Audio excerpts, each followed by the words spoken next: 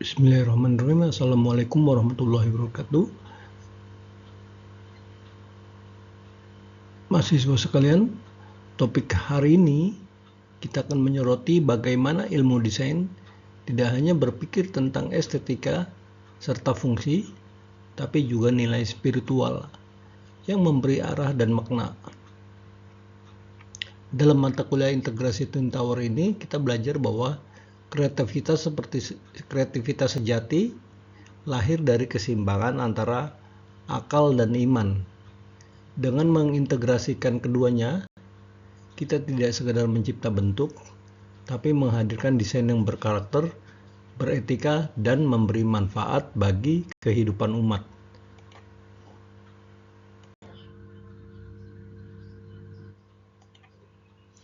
Nah, setelah tadi kita sedikit paham tentang pentingnya menyatukan ilmu desain dengan nilai spiritual, maaf. Sekarang mari kita lihat alasannya lebih dalam. Mengapa integrasi ini penting? Di era modern ini, di era globalisasi, inovasi saja tidak cukup ya. Kreativitas itu harus disertai dengan moralitas. Tanpa nilai spiritual desain atau tanpa nilai-nilai desain tadi, nilai spiritual, maka sebuah desain bisa kehilangan arah dan makna, bahkan menimbulkan dampak yang negatif bagi masyarakat. Spiritualisme lah yang menjadi kompas etika dan kesadaran dalam setiap proses perancangan.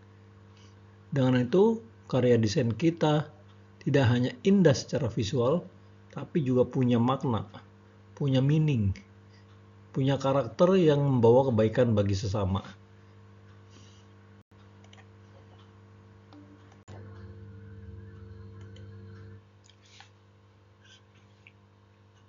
Setelah memahami pentingnya integrasi desain dan spiritualitas, sekarang coba kita lihat gimana Islam memberi landasan nilainya.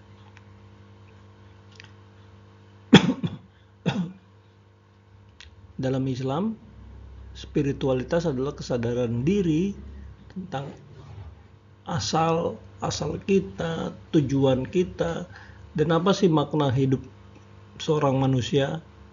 Jadi nilai-nilai seperti cinta kepada Allah Ta'ala, kasih sayang terhadap sesama, terhadap alam, serta tanggung jawab dan kejujuran, itu jadi pondasi dalam setiap tindakan dan apapun yang kita perbuat, yang itu tercermin dalam desain kita, ya, termasuk dalam karya desain. Jadi kalau ngomongin spiritualitas itu bukan sekedar ibadah yang sifatnya ritual ya, seperti sholat, mengaji, tapi kesadaran yang membimbing kita untuk menghadirkan nilai-nilai ilahiyah dalam kehidupan kita, lebih khusus dalam karya kita sehari-hari.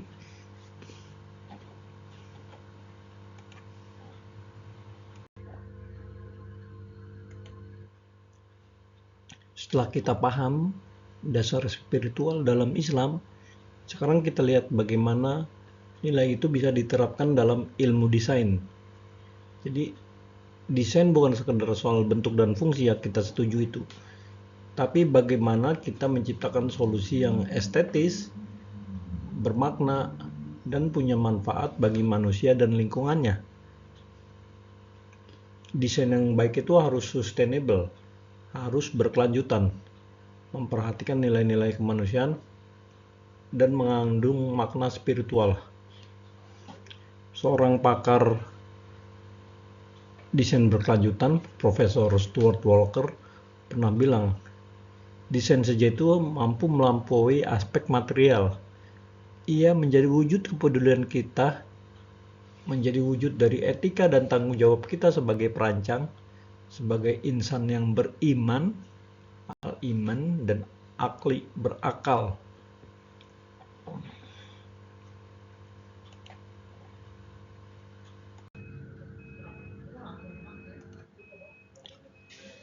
Sebagai penerapan nyata dari konsep yang telah kita bahas tadi, pada tahun 2024 penelitian yang terbaru menunjukkan bahwa integrasi nilai spiritual dalam pendidikan desain mampu meningkatkan inovasi positif mahasiswa.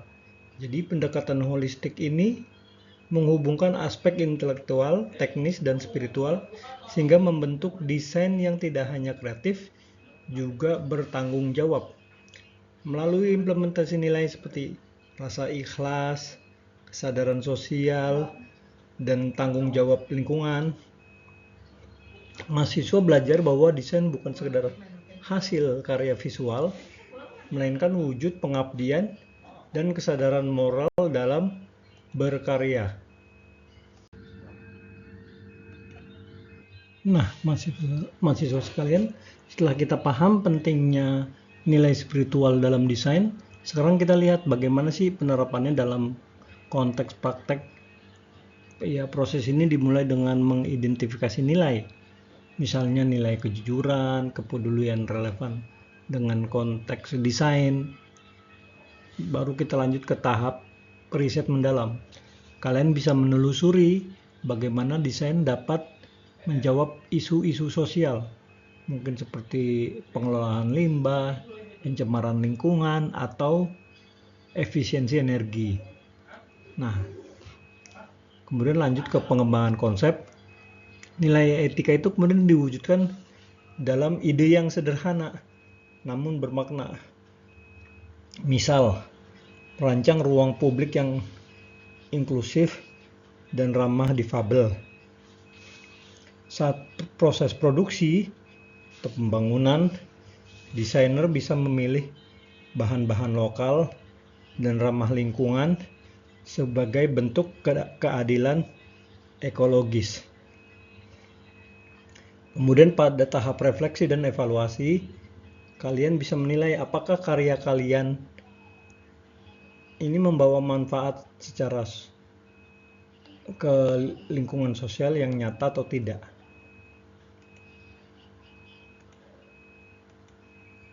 Dan akhirnya yang terakhir adalah proses internalisasi nilai. Dilakukan dengan menjadikan sikap peduli, jujur, dan bertanggung jawab terhadap desain kita itu jadi kebiasaan. Jadi cara hidup dalam setiap kali kita mengerjakan proyek desain. Jadi udah jadi nilai-nilai diri, udah kebiasaan kalau ngerjain proyek apapun itu. Nilai kejujuran, nilai tanggung jawab, nilai kepedulian itu jadi kebiasaan. Dengan begitu, integrasi spiritual ini bukan sekedar teori, tapi jadi cara hidup dalam berkarya. Ya.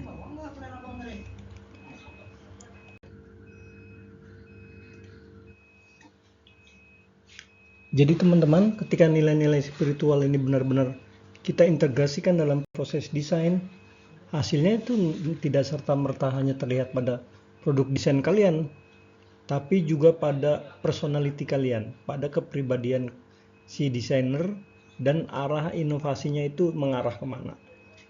Jadi menjadi seorang arsitek yang rahmatan lil alamin.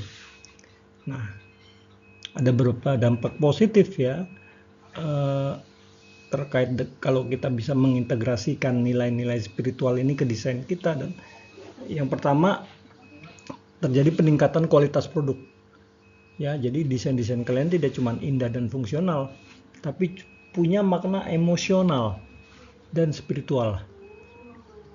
Misal, seorang desainer itu merancang furniture atau perabotan rumah tangga dari bahan daur ulang yang bisa memberi rasa tenang dan harmoni bagi penggunanya, bukan hanya sekedar mengikuti tren.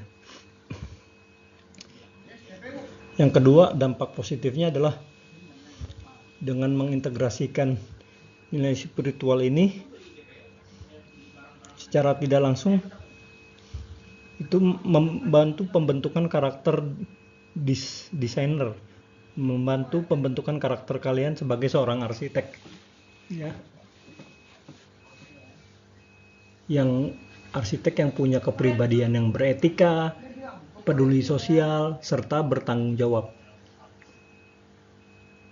Contoh kecilnya ya, misalkan seorang mahasiswa desain yang menolak plagiarisme atau memilih untuk bekerja dengan komunitas lokal karena ingin menciptakan dampak sosial nyata. Dampak berikutnya tentu saja terkait sustainable innovation atau inovasi berkelanjutan. Dengan nilai spiritual ini yang terintegrasi, jadi inovasi-inovasi yang muncul itu orientasinya nggak cuma cari keuntungan atau cari profit, tapi juga keberlanjutan dan kebaikan atau kemaslahatan umat. Misalnya proyek desain yang menggabungkan teknologi sederhana dengan nilai gotong royong untuk memberdayakan masyarakat desa dalam membangun desanya.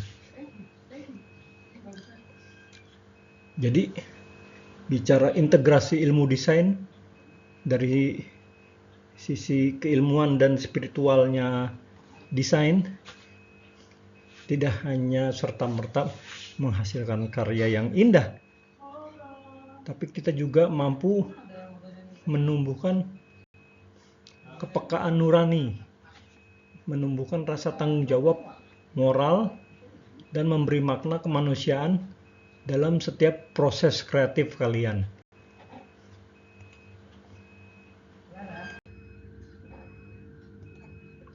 Perhatikan perbedaan mendasar antara dua pendekatan desain ini.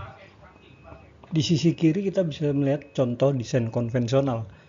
Tampaknya bersih, simple, modern, fungsional. Tapi pendekatannya cenderung menekankan aspek material dan keuntungan ekonomi. Nilai kemanusiaan dan dampak sosial seringkali tak terperhatikan, terabaikan. Nah, bentuk seperti ini mungkin efisien, tapi dingin dan terpisah dari nilai-nilai kehidupan. Sedangkan di sisi kanan, kita melihat hasil dari desain yang terintegrasi dengan nilai spiritual. Di sini desain bukan hanya tentang bentuk dan fungsi, tapi juga tentang makna. Produk dirancang agar ramah lingkungan, memberi manfaat sosial, dan memancarkan harmoni dengan alam sekitar. Misalnya desain produk rumah tangga yang menggunakan energi terbarukan atau material alami, yang bukan hanya efisien, tapi juga merefleksikan rasa tanggung jawab kita terhadap ciptaan Tuhan. Perbedaan ini menegaskan bahwa ketika spiritualitas hadir dalam desain, karya yang dihasilkan tidak hanya memuaskan secara visual, tapi juga mendatangkan rasa tenang di batin, membawa keberlanjutan, menimbulkan perasaan empati, dan memunculkan nilai-nilai kebaikan ke dalam kehidupan sehari-hari.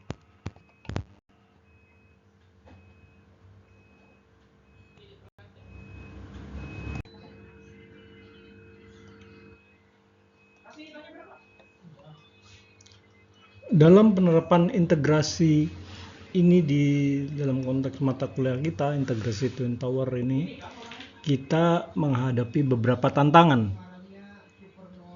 Pertama, kurikulum yang padat seringkali membuat waktu untuk mempraktikkan integrasi ini menjadi terbatas. Selain itu, belum banyak kebijakan pendidikan yang mendukung, khususnya pendidikan arsitektur ya, yang mendukung dan menunjang pemahaman nilai spiritual. Kalaupun ada, itu masih sering bersifat dangkal dan ritual saja. Nah, untuk mengatasinya diperlukan pelatihan intensif bagi mahasiswa maupun dosen ya.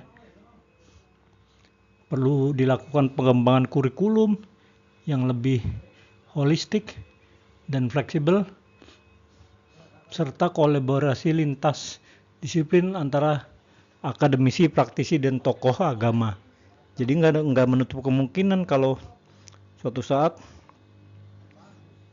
prodi kita arsitektur berkolaborasi dengan prodi-prodi di Fakultas Usluddin misalkan, atau Fakultas Syariah, sebagai bentuk integrasi nilai secara implementatif.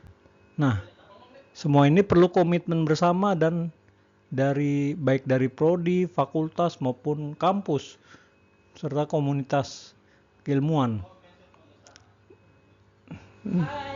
komunitas desain. Ya, ini penting agar integrasi nilai spiritual ini dapat berjalan secara nyata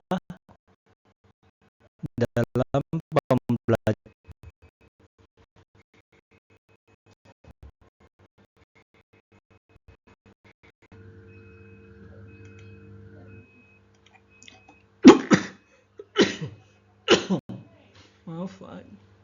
Jadi kesimpulannya, arah pembelajaran kita ini adalah menuju desain yang berkarakter dan bermakna.